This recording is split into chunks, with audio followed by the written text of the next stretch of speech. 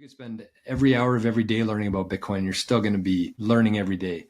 But the key there is that before Bitcoin, I would say that I was in a very dark place, because when you go from the point of like realizing that there's a problem there with the world, realizing that and finding Bitcoin, it's a very dark place.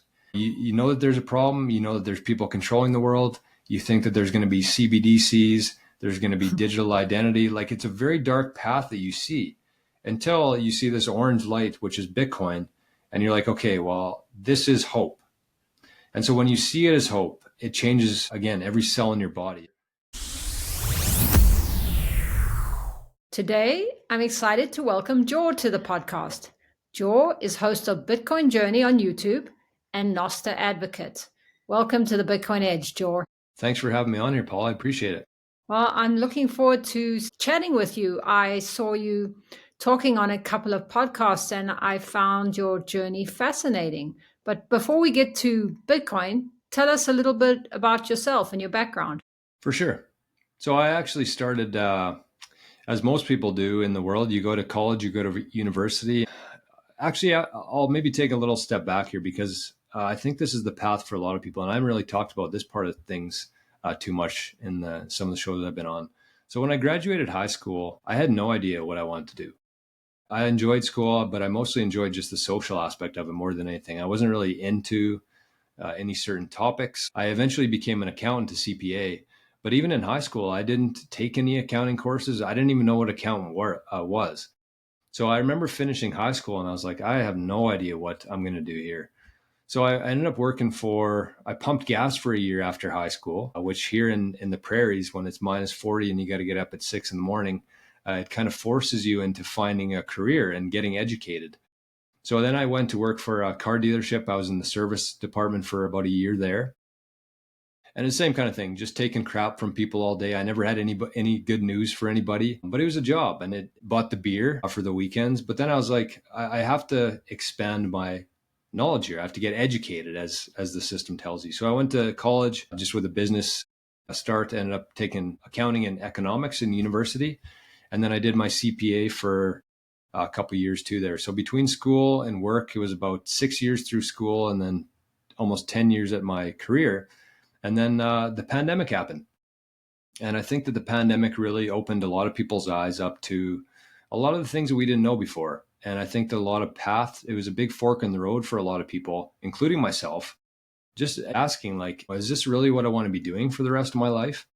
And when you're doing accounting, going back to what I said about school, like, I enjoyed the social aspect of it. I enjoyed the people I worked with. I didn't love the work. But then all of a sudden, when I was forced to do it from home for a year, I realized how actually little I enjoyed that work when there wasn't people around to, converse with and socialize with. So it gave me a pretty good understanding of the financial system. My dad also worked in the bank for 40 years when I was growing up. And so I had a decent understanding of financial system, I thought, until I discovered Bitcoin. And then I realized that everything I learned in school, between accounting, economics, and the banking stuff, that I actually knew nothing about money. So that was a big time eye opener for me. And that was about 4 or 5 years ago now. And every day since then, I've just been head down 5, 6, 7 hours a day, just learning as much as I could about Bitcoin. And I remember thinking, when I was still working at the accounting firm, when I realized kind of what Bitcoin was, I didn't have a real good understanding of it, but I knew it was going to change the world. And I didn't know what my role was going to be in it. I had no idea what, that looked like, but I just knew I had to be a part of it. And so that kind of evolved into where I am today. I had no intention of being a YouTube guy, but I've been doing a show live every morning for over a year now. So there's the work there, I think, that people appreciate, especially Bitcoiners, like the proof of work of showing up every day. And the cool thing about Bitcoin is you never run out of stuff to learn about, and you never run out of stuff to talk about. So that's kind of my background got me here. Wow, that's amazing. I think having the live show is also something different. You're present there every day. It is, and I've actually enjoyed that. That's the one part that's really kept me coming back every morning, is just the interaction with the chat, because you can see that there are people out there who aren't being paid to be there. They're probably actually being paid at their job while they're watching this. But the cool thing about Bitcoin for me is, like, everything about it is totally voluntary. And when we come from a system of forcing you to do this and forcing you to use this currency and forcing you to pay these taxes, the cool thing to me about Bitcoin is that it's all voluntary. So people show up in the chat. It started with 2 or 3 people in there when I started. And now most days we have, 70, 80, up to 100 people in the chat just on YouTube alone. And I imagine this time next week, it's going to be probably double that, just with what I think's coming here in the world. Well, let's go right to that. What do you think's coming? To me, I don't know what your audience is like, and you can't care too much about that. But I've been a Trump fan since I first heard him talk, and being from Canada here, I mean, I never voted for him or anything. I can't vote for him. But the one thing that really resonated with Trump with me is that I've just never heard a politician speak freely before. Every other politician I'd known in my past, I could tell that they were reading off a teleprompter that somebody else wrote for them. They had to be very careful with what they said and how they talked to people, which there is probably some sort of balance there that I think people could find. But Trump was a guy who immediately, without knowing his policies, without knowing anything else about him, I just really appreciated the fact that he was willing to tell the truth and call out the BS in the world. And at that time, I didn't realize how much BS was in the world. But anyways, so just kind of give to a little bit of background, me and Trump. But I think Trump's a smart guy. He's a very intelligent guy. He bases his success on the markets. If you look at his first term, he was very tied. His success was very tied, or how he measured it, based on the stock market. And so he's been advocating for Bitcoin now for almost a year, maybe a little bit less than that. But to me, it suggests that he's going to really lean in on this thing. And I think that if you kind of take away not only the roadblocks for people, the red tape involved with in the industry, if you take that away, I think Bitcoin would, skyrocket itself. But when you actually have the most influential person probably on the planet actually pushing this thing forward, I think it's going to be like rocket fuel on Bitcoin and the general space overall. And that's one thing I noticed actually in November, when you actually take a step back and look at like the analytics of the year. For my YouTube channel, it was in November after Trump was put into office. Everybody was feeling pretty good. They could kind of see what was coming there. And everything just like 10x'd on my channel. The price obviously went up. So I don't think I'm alone to think that he's going to be a pretty big positive for Bitcoin in terms of like adoption and the price movement. Yeah, he definitely has a very pro crypto and Bitcoin cabinet. Does the other crypto stuff concern you? And do you think he'll put a strategic reserve in right away? I think that the next probably 5 years are going to be determined by what Trump does probably in his first month. And I think that he is going to, probably take a little while to come out and say, like, there's so many problems with the US right now. I think it'd be hard for him to really put Bitcoin at the forefront of that. I think that he has to address a whole bunch of other concerns in terms of the border, in terms of some of the things within government that have been happening. But I do think that sometime in the next first couple of weeks, he's going to mention Bitcoin. He's going to put something into place. So, kind of thinking short term here, I think that if he does wait to talk about it for a while, I think that the price will drop. There's a lot of hype. There's a lot of expectations right now. I don't think that he's anywhere near priced in terms of where he's going to push this thing. But I do think that it could crash for a while if he doesn't come out and talk about it right away. But even in a couple of weeks, if he comes out and says, this is our plan, this is what we're going to do, I think that the next 5 years and beyond are going to totally be forked by what he says there. Because again, not only probably the most influential person on the planet, but the most influential country in the planet. And if they start adding Bitcoin to their treasury, every other country on earth is going to look at them and say, okay, well, they're going for it. We really have no other choice here. And so I don't know how fast it's going to move, but I think it's going to happen faster than the average person would think. Yeah. And I would say all of that is very positive towards Bitcoin. I have listened to quite a lot of Jeff Booth and James Lavish talk about the debt crisis, and that long term, that is going to be an issue for the US dollar and the US. But in the short term, this is obviously going to be quite bullish for Bitcoin. Do you agree with that? That this is just kind of slowing things down with the way the dollar's headed? Yeah, and I think that a lot of people give Trump crap for, some of the things he says, but if you look at his track record and his, he's a business guy. He understands this. And I think he understands that even coming out a couple months ago, attending the Bitcoin conference, countries are already on notice for this. So I think that he's aware of that too. The more that he talks about it, the more he allows other countries to kind of get ahead of them with this. And he's a very competitive guy. He wants the US to be number one. So that's why I think that there will be some sort of sense of urgency there with Trump in terms of not dragging this out for the next couple of years and letting all these other countries basically front run the US. And with an asset like Bitcoin that is truly scarce, that creates a big problem for these companies and countries who are looking to buy Bitcoin in large amounts. The more people who come before them, the harder it's going to be for them to get that, regardless of what the price is. It's just the scarcity aspect of it. They're actually going to have a hard time getting Bitcoin. Yeah, I think you're right. He understands the first mover advantage. And also, he wants to keep his Bitcoin donors happy. So I do Right. think you're right. He will mention it. Yeah. And you kind of mentioned, you alluded to that with the crypto stuff. And I do think that that's actually going to be a big part of it. And I fully agree with what Saylor's kind of been his stance on this, in the sense of that if the Democrats ended up winning that election, he kind of foresaw crypto like going further down and down. Just because the regulation around it, they were very unfriendly towards that industry. But Bitcoin would have persevered. Bitcoin would have outlasted either way, regardless of the Democrats would have won. But with Trump in office and his donors and the team that he's building around him, he has a crypto czar in David Sachs that's coming in, and he's a big crypto guy. And so I think that Trump actually understands Bitcoin better than most people believe that he does.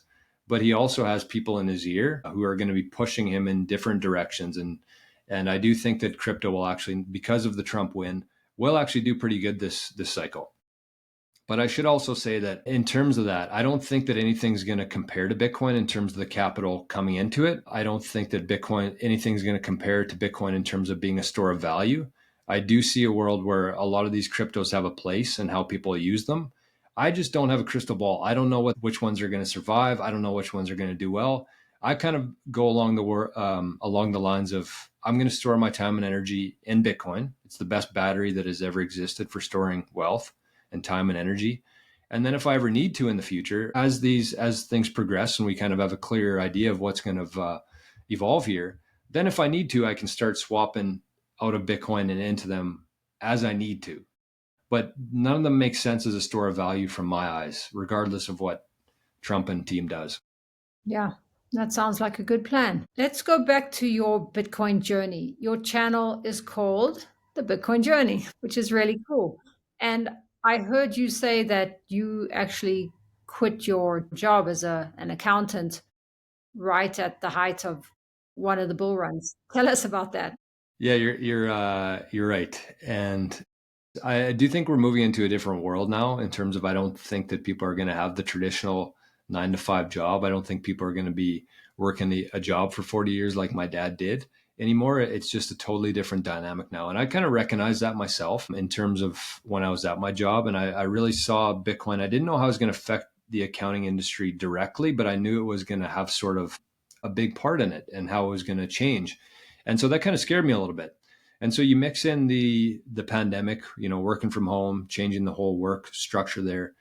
And so I just took a leap. And I wouldn't advise people to, although I do tell people to kind of start building like a side hustle in the background. If you can earn Bitcoin that way, doing that using Nostr, like we're probably going to talk about today, I do encourage that. But the leap that I took was probably a dumb one, I think.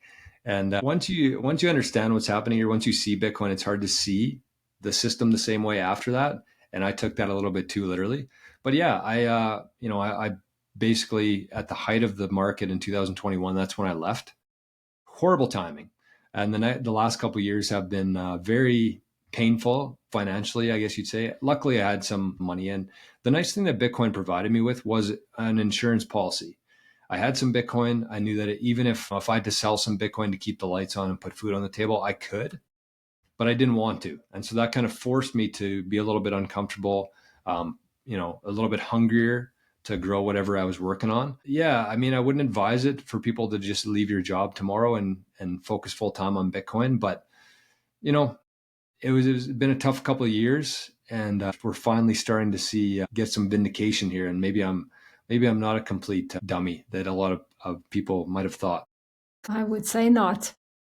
Did you also sell rental property, or do you still own property and other assets? No, and that's what I sold my rental property in 2021. I left my job in 2021. And I know it's easy to look back and kind of laugh now, but like at the time, like I was like, you know what? I got my rental property. I'm going to sell it. I'm going to buy Bitcoin. This thing is going to just keep going up forever. I don't need a job anymore. There was other factors involved to play there with everything that was happening in the world. But and then it just goes from 69 or 64, whatever it was, down to 15.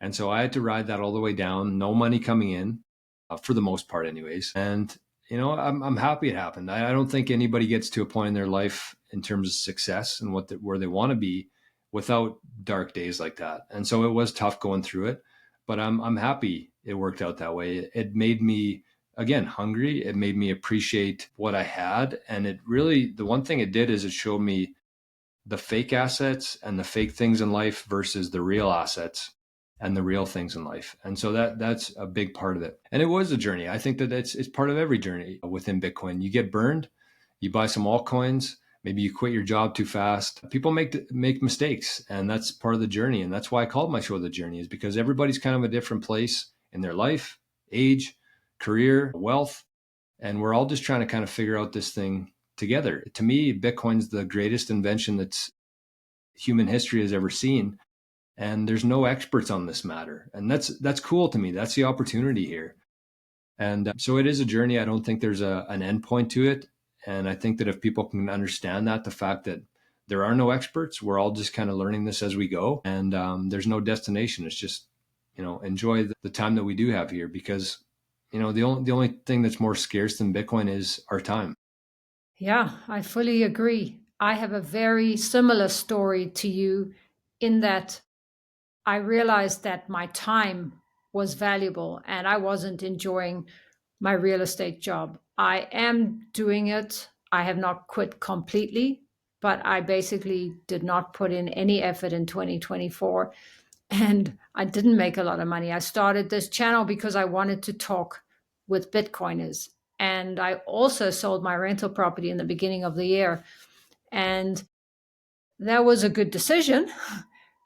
But at the same time, it really has been a journey of learning. And I learn from every single person I speak to. And I believe so much in Bitcoin that it's the future that I'll figure it out as I go along.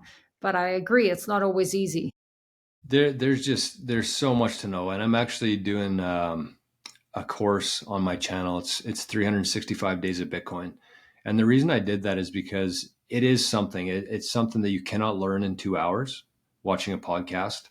You cannot learn it in a 2 week course or anything. So it is a very longer term focus here, and you do really have to approach it with that in mind.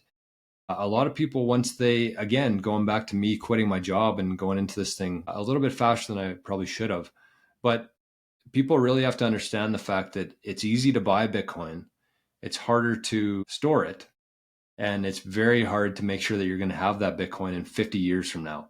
So that's kind of the purpose of what I do every day, aside from like my channel, is actually helping people take a really good look in the mirror and say, where's my Bitcoin right now? What are the risks associated with how I'm holding it, whether it's with a cold storage? Where are my recovery keys to that? What kind of income do I have coming in? Am I buying too much? Do I need to rebalance some of it? There's just so much to know, and I just see such a huge opportunity as we go forward here in terms of like the security aspect. And ask yourself, like, if something were to happen to you tomorrow, I'm sure people watching the show right now, they're the Bitcoiner in their family, in their life, and you have to play through the scenarios of like, if something were to happen, if I was driving into town and got hit by a semi, would my family be able to access my Bitcoin? I just feel like there's too many people focused on the price of it, getting hyped up, trying to grow their conviction, and they're not paying enough attention to the asset itself and how their family is going to benefit from this asset for the next 1,000 years, right? So that's kind of why I wanted to start my channels, is just to really put a big focus on the actual security of Bitcoin, the future use for it, and to make sure that if something were to happen to you, your time and energy isn't going to go to waste, essentially. 365 days of a Bitcoin course. How do you do that? Do you do that through email, and do you give a lesson every day, or do you do that live? No, I don't do it live. I do about a 5 or 10 minute video. I mean, some of them early on were 15 or 20 minutes long, but I post it every day.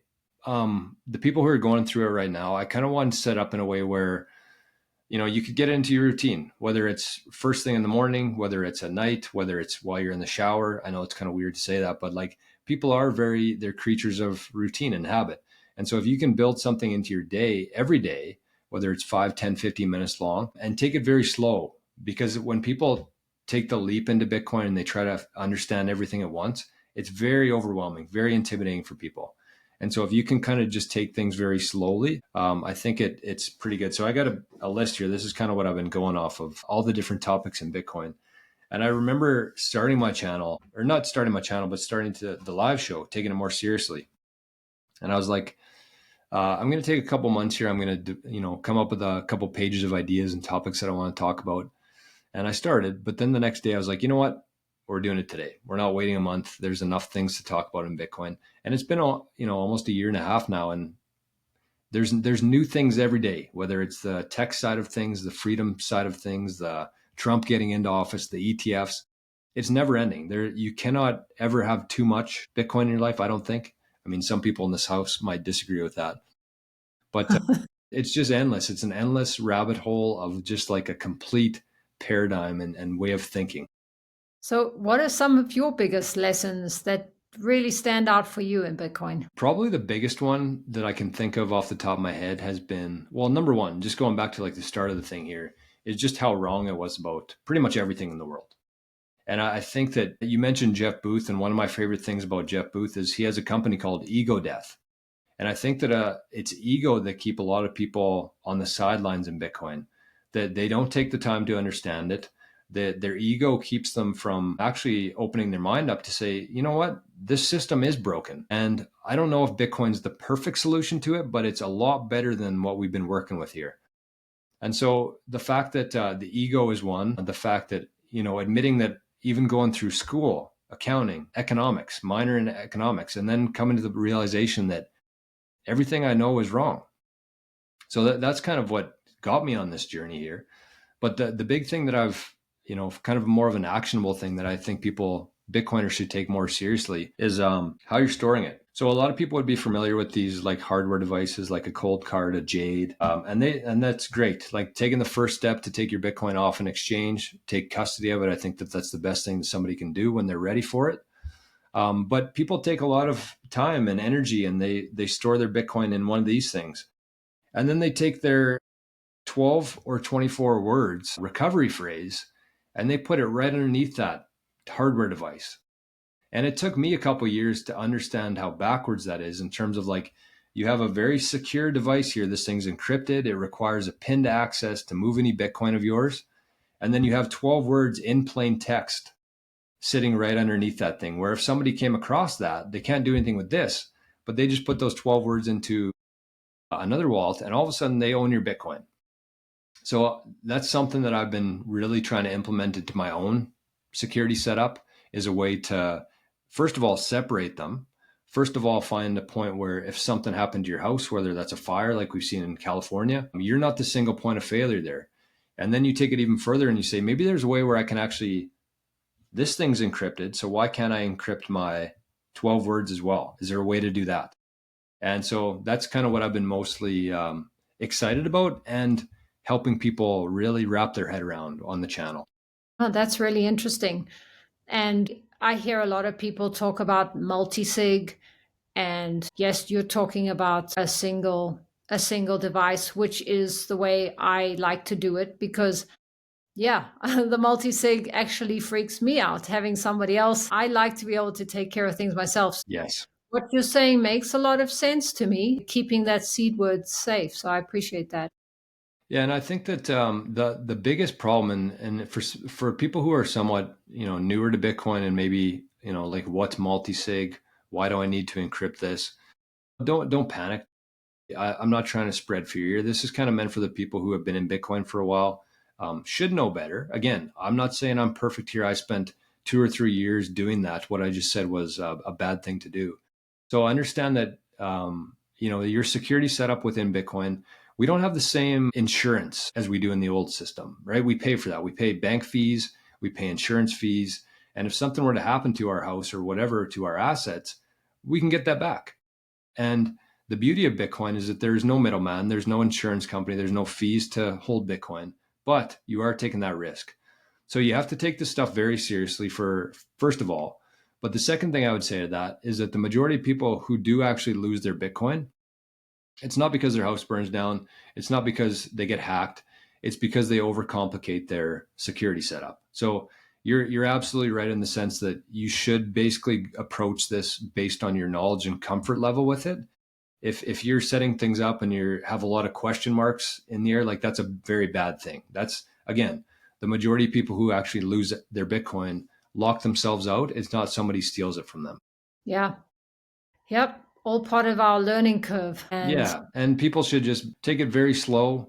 If you want to, take the next step in terms of maybe moving it from your phone wallet into a hardware device, single signature, and then take the step to a multi-sig setup, and then over time get like an encrypted setup where it's like, to me, bulletproof. That's where I want to work towards myself.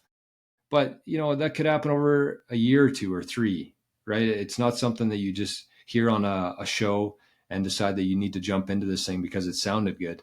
Your knowledge has to meet your security essentially.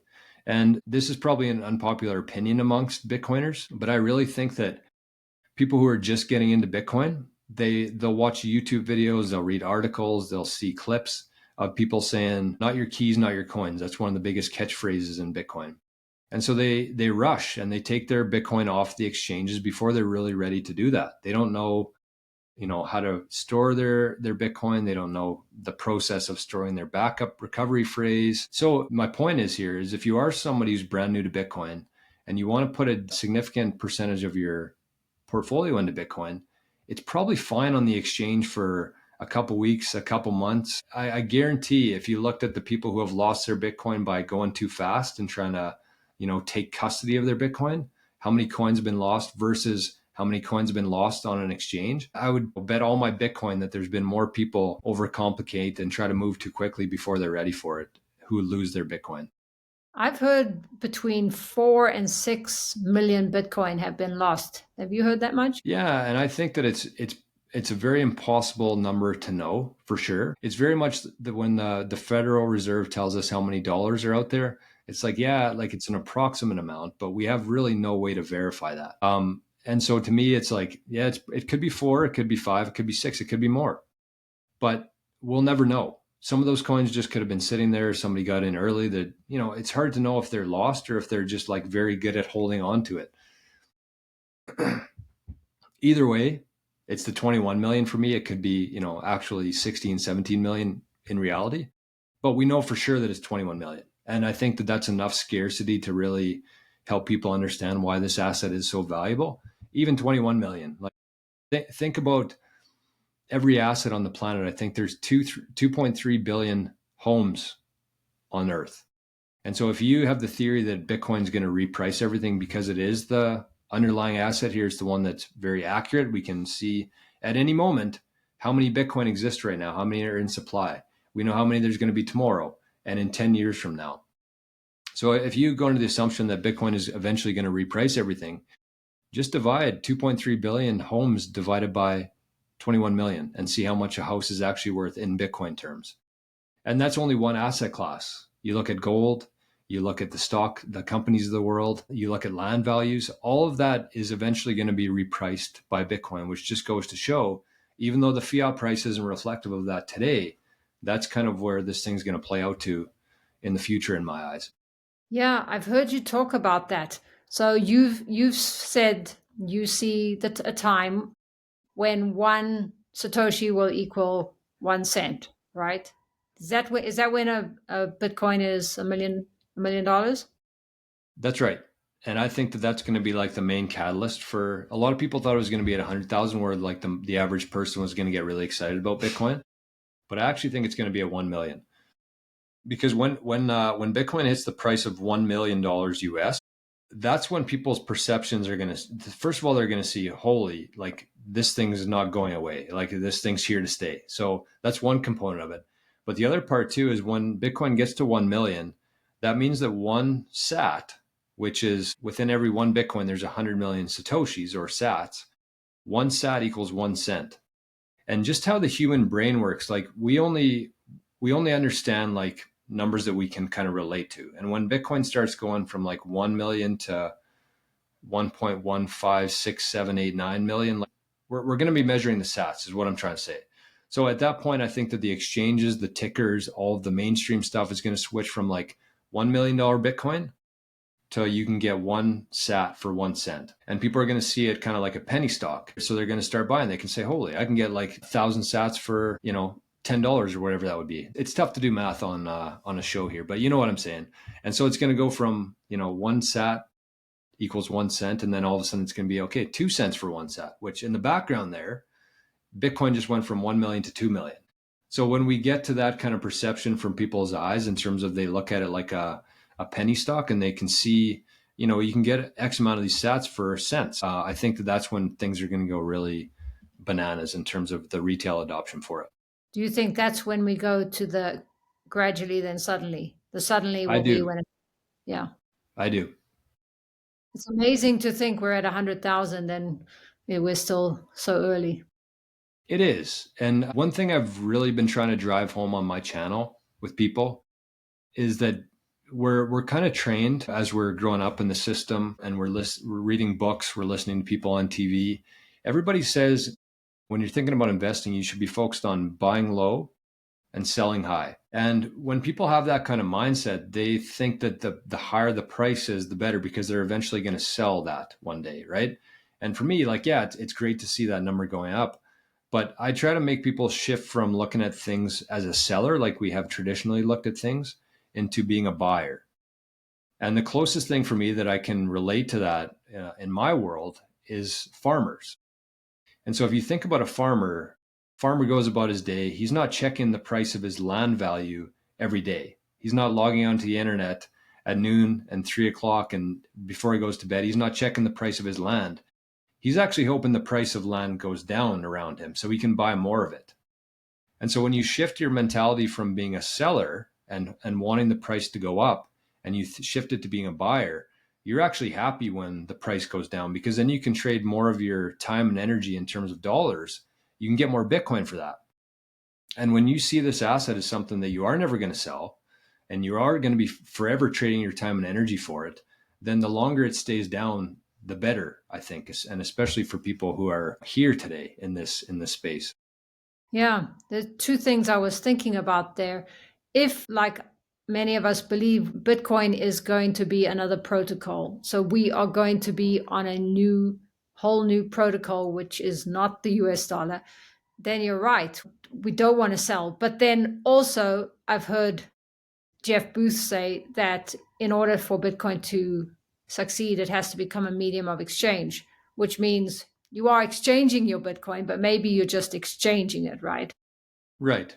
And so if you kind of go back to that thought and you say, okay, well, if I'm going to work today and if I'm going to my 9 to 5 job and I'm going to make $250 today, and my expenses are 200, let's say if you break it down to the day, you pay about $200 per day in expenses just to live. So you got $50. And so every day you take that $50 and you buy Bitcoin with it because you believe it is a better place to store your time and energy and your wealth. And so as the price keeps going up, you'll notice that $50 that you're earning, you're getting less and less of the asset that you want. And so that's a real mentality shift for people. And Jeff Booth is actually the guy who really switched my mind with this in terms of valuing things in fiat versus valuing things in Bitcoin. And that's why people, when I say, like, I think that one day the price is going to be one sat equals $1, which means that Bitcoin is going to be $100 million. People are like, well, that doesn't even make mathematical sense because there's this many assets in the world. They're valued at this amount. It's not even possible for it to be, like, the math just doesn't make sense. But again, people are still thinking in that old system of fiat, a very controlled, a very centralized, a very manipulated system with a ceiling on it. those values based on the US dollar, which is a completely broken measuring stick for one, but like that's all in their system. On a Bitcoin standard with abundance, I think that the only real cap on Bitcoin is our own imagination, because Bitcoin's going to unlock energy in terms of the Bitcoin mining. Bitcoin's going to unlock a global economy in the sense that the internet allows me to talk to you in two different parts of the world. So that was a communication aspect of it. But now we can send each other value just as easily with Bitcoin. So it unlocks the energy component to it, which helps us evolve as a species. It unlocks the global economy. And so we've never had access to some of these things before in the old system that just didn't allow for that. So when people say it can only go to this price, it's like, no, everything is going to be repriced by Bitcoin, all of our time and energy and our productivity. And that's why I say the only limit to this thing is our own imagination, because there's so much abundance in the world and we've never been able to fairly capture it and fairly measure it before Bitcoin. Yeah, I love that. There is so much abundance. And you're talking about living in the Bitcoin standard, but do you see when Bitcoin gets to $1 million, it'll be less volatile in dollars, obviously, but at that time it'll be less volatile? It will. In order for it to get to that $1 million, that means a lot of capital and liquidity needs to flow into Bitcoin. And a lot of that capital and liquidity is going to be from countries, companies, and funds that are going to lock that Bitcoin up for a very long time. And so the reason why Bitcoin has been so volatile is because it's been held by people like me and you, where we're very emotional. The price goes up of Bitcoin and we're like, okay, well, I need a new car, so I'm going to sell it and buy a new car. And so then you have buyers and sellers a lot more frequently and very emotional. Whereas when this capital starts to shift into, again, countries who are going to be holding it for the next 1,000 years, when it goes into the hands of Microsoft and MicroStrategy and Apple, like there's going to be no more emotion there. It's going to go into their treasury and it's going to stay there for a very long time. And so it's the emotion that really causes a lot of that fluctuation and volatility.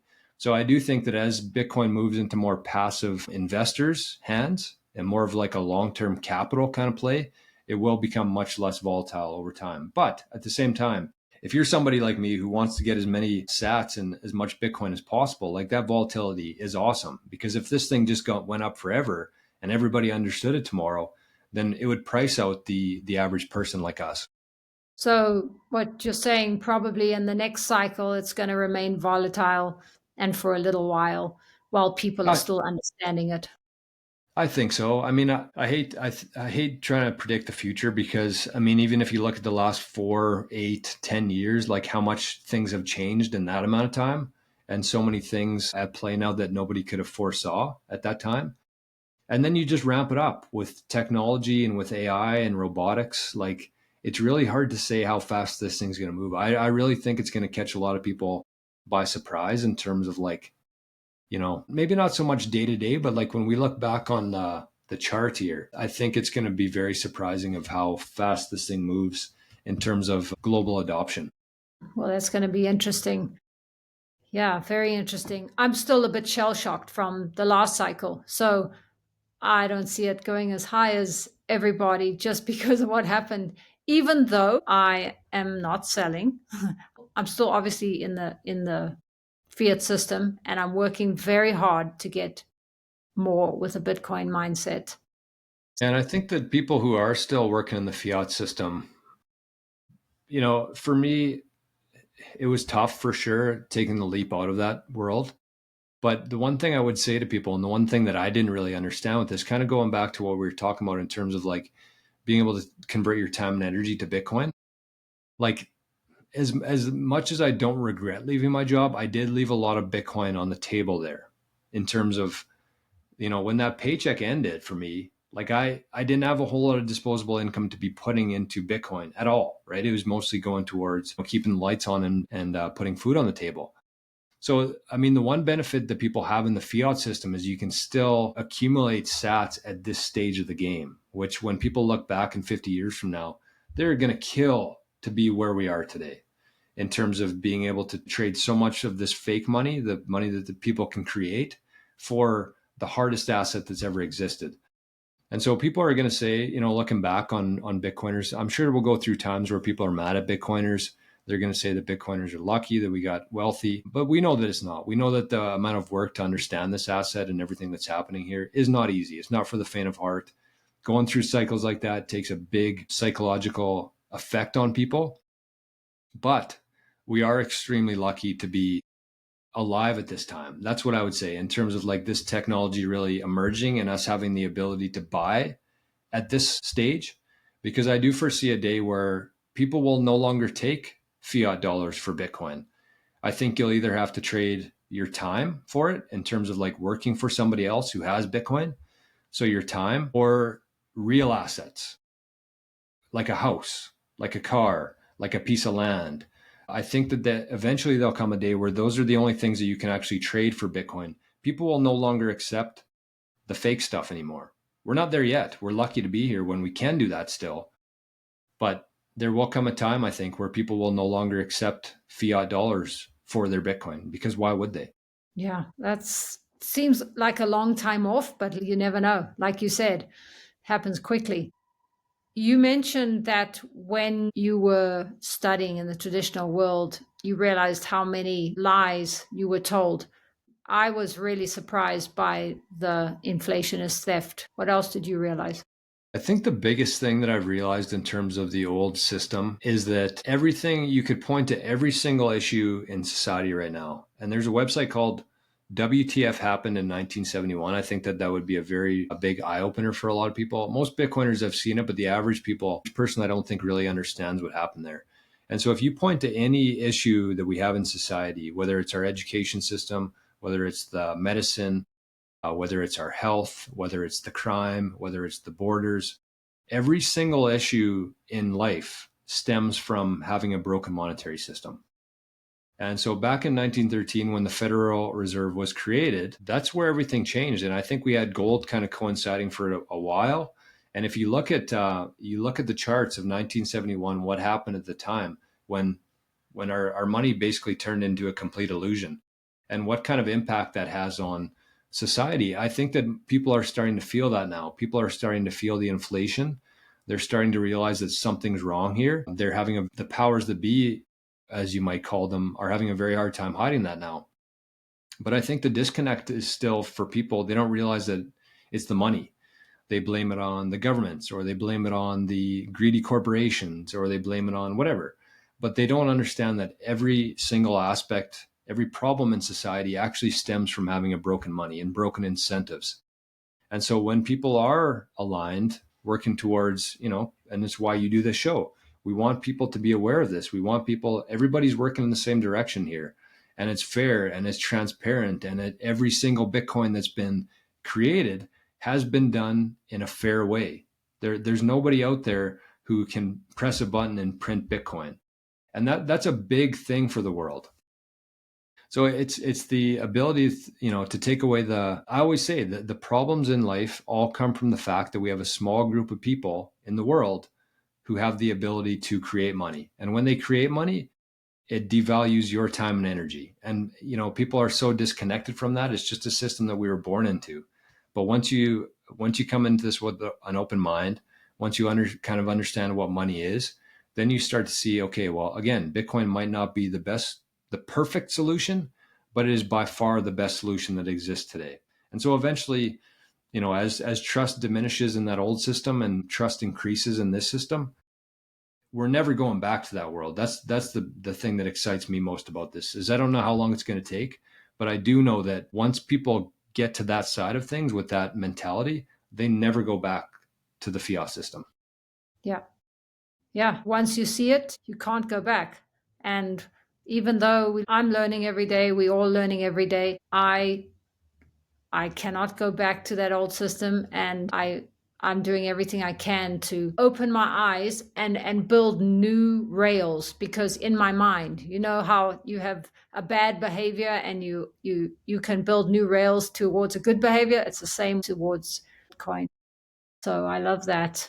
The one thing that I've tried to do into my life is just realize that that's a problem, that old system. And again, going back to everything within Bitcoin, you want to take this thing very slow. You don't want to just go from that system to this system and expect that it's going to be clean.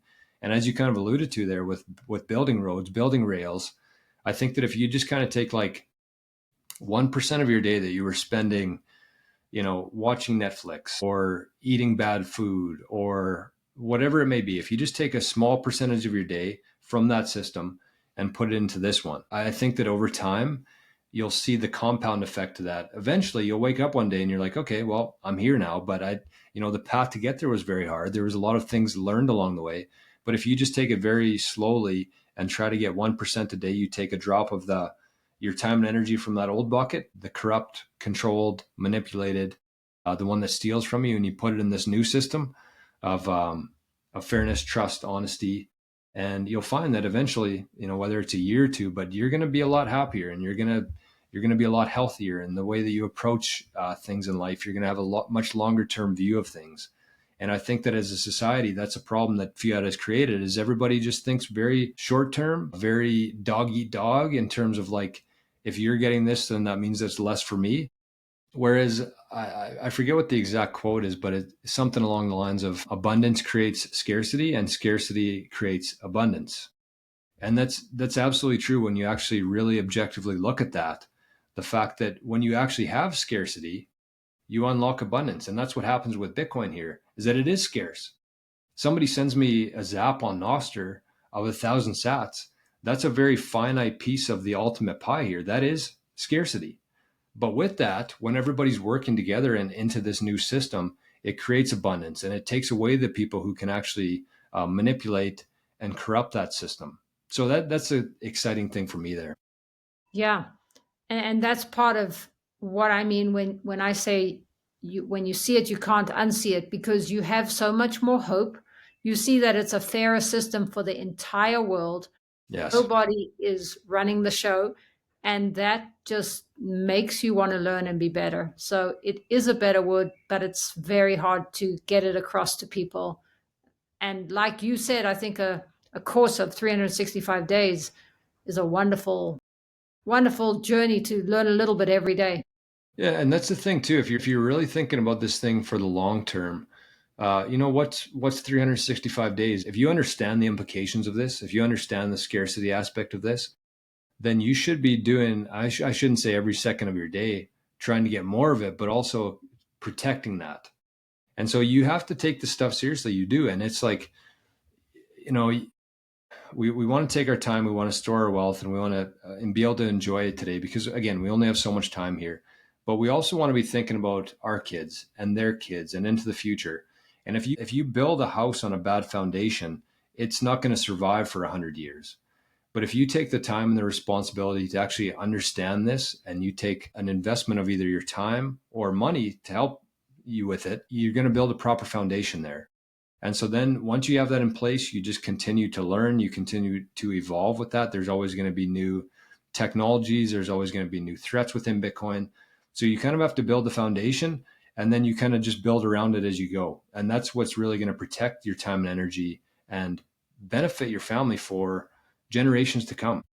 I just have to say that for me, being in my 50s, what's going to really help with Bitcoin is having apps and payment rails and integration with Lightning and all currencies where you can pay in Bitcoin or US dollars or Canadian dollars and it automatically converts it. And I know some countries have that, or are starting to have that. That would just make a big difference, I think, for adoption too. For sure. And I think even if you look back 4 years, like when I first started buying Bitcoin, I had to send an e-transfer to somebody that I'd never met before in some part of the world. Once they accepted it, once they funded my account with USDT, I could swap that into Bitcoin. I sent it to my wallet that I had no idea what I was doing storing it. I was paying fees that I didn't know I was paying. And so that was only 4 years ago.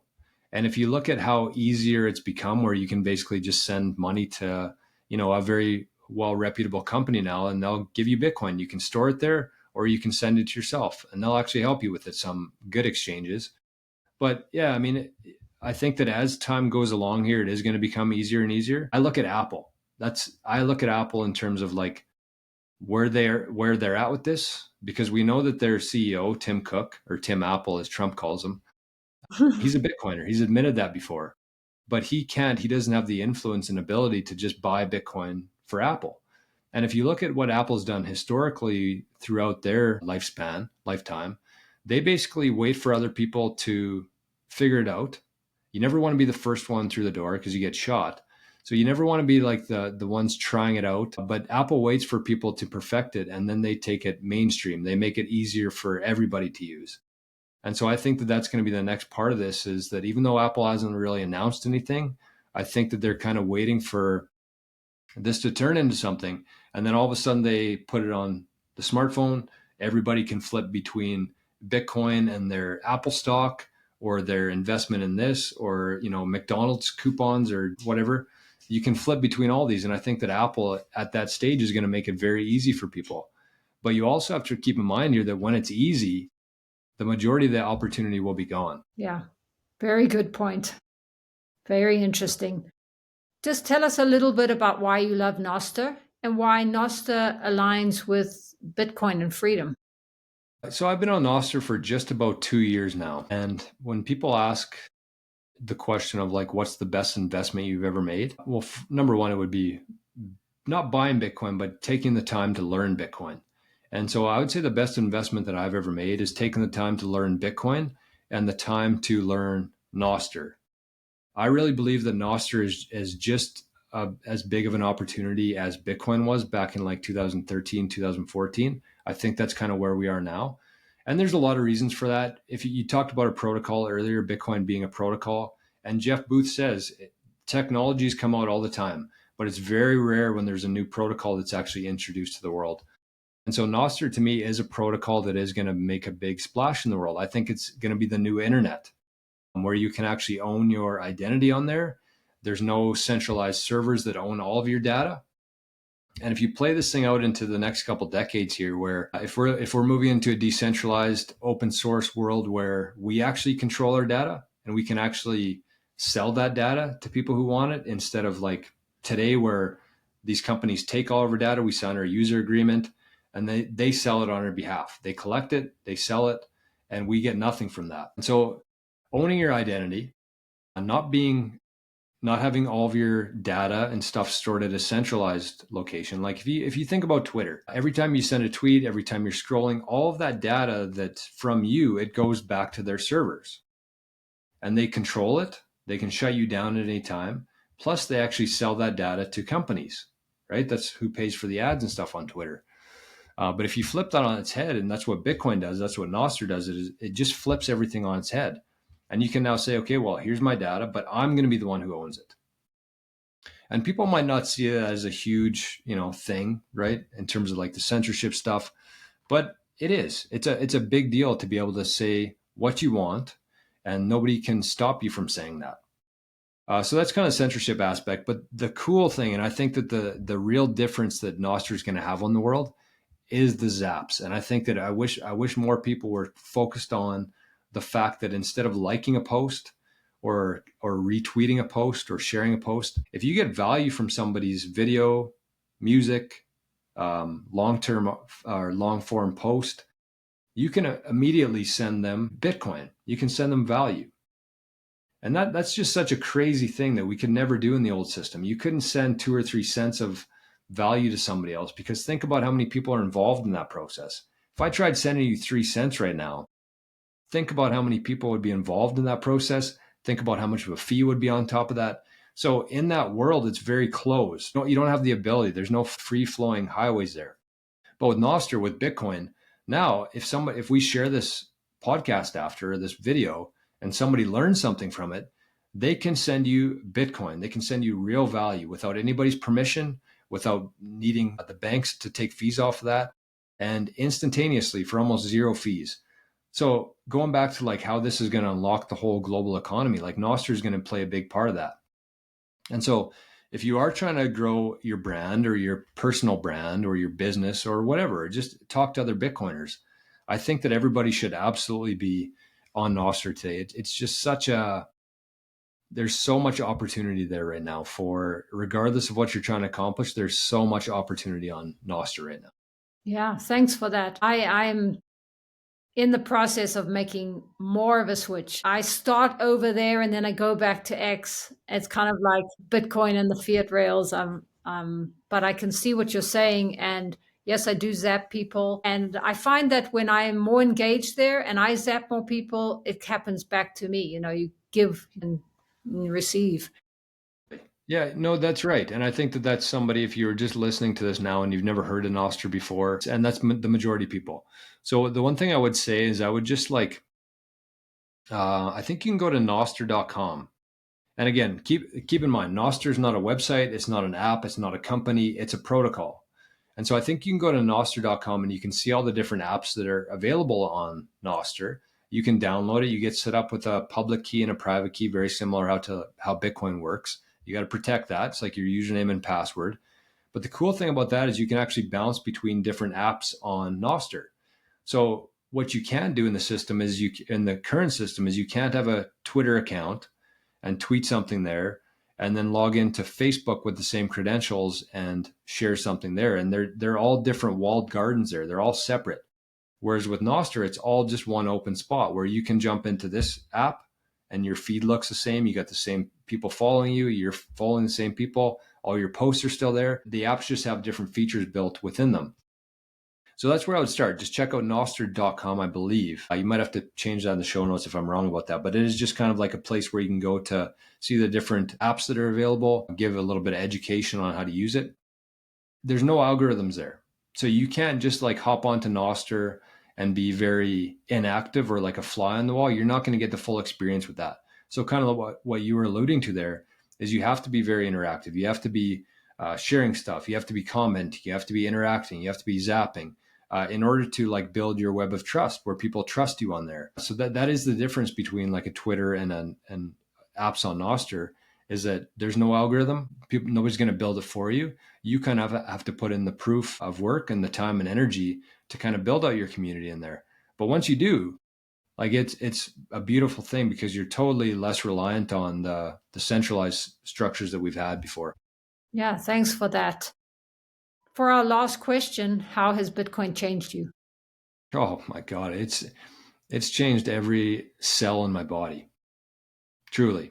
Going back to the pandemic, the career I was in, the relationships I might have been in, not that they were toxic. I just saw the world completely differently. I didn't know what, and I still don't know. That's the thing. Like, you could spend every hour of every day learning about Bitcoin. You're still going to be learning every day.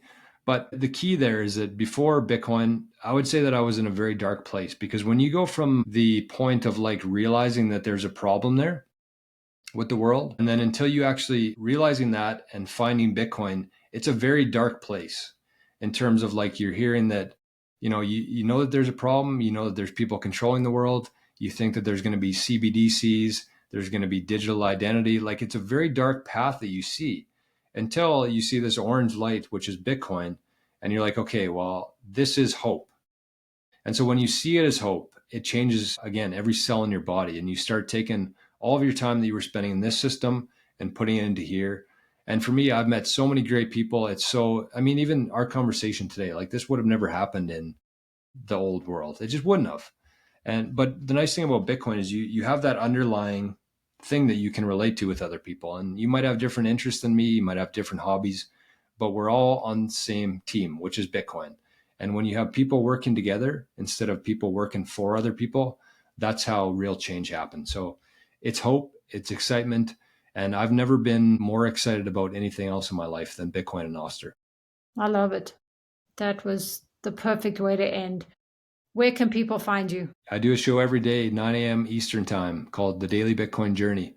And if you just type in 88 Sats Radio or Bitcoin Journey on YouTube, it should pop right up.